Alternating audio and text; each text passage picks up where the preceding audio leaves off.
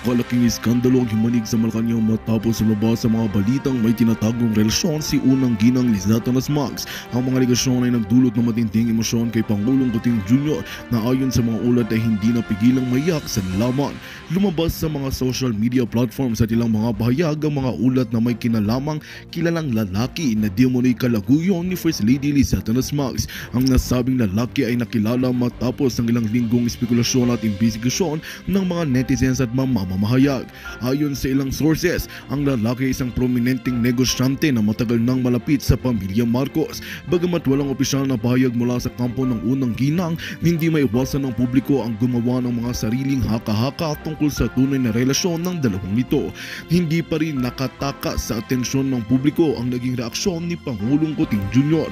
Sa isang pribadong okasyon, ayon sa mga malalapit sa Pangulo, tila lubos na naapektuhan si Kuting Jr. sa mga balitang ito at nakitang malungkot, maging ang pag-iyak niya dahil sa matinding emosyon. Ngunit nilinaw ng mga opisyal mula sa Malacanang na wala pang opisyal na pahayag mula kay Pangulong Kuting ukol dito. Gayunpaman, patuloy na binabantayan ng mga mamamahayag ang anumang galaw mula sa palasyo, lalo na't malapit nang magsimula ang ilang mamahalagang public appearance ng Pangulo. Habang tumitindi ang mga kontrobersya, dumarami rin ang mga haka-haka tungkol sa posibleng epekto nito sa political career ni Kuting Jr.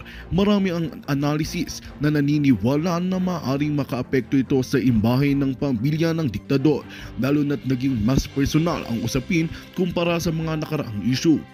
Samantala, ilan sa mga taga-suporta ng mga Marcos ang dumipensa at naniniwalang isang paninira lamang ang mga balitang ito.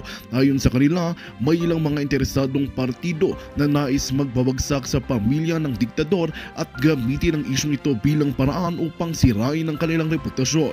Tuloy ang pagsubaybay ng buong bayan sa bawat pangyayari at inaasahan ang mas marami pang detalye tungkol sa isyong ito.